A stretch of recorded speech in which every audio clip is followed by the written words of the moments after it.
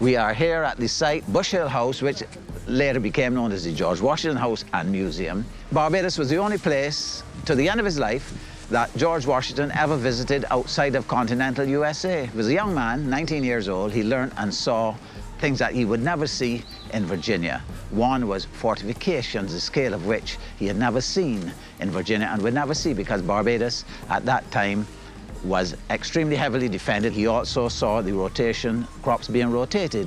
At that time, Virginia was still very much in a slash and burn state of development. He contracted smallpox, a very mild variety which was in Barbados at the time. That made him immune from the disease, so that when his armies, the Revolutionary Army, was ravaged by the disease, he was immune. So there were a number of firsts and things that he learned in Barbados which carried him through his lifetime.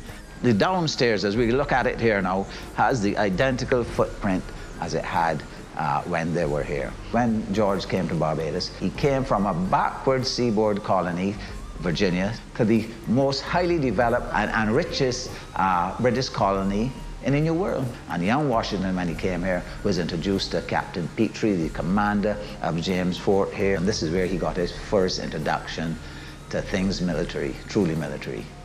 I am sure that most Americans do not know that George Washington came to Barbados and that it was the only country outside of continental USA which he ever visited.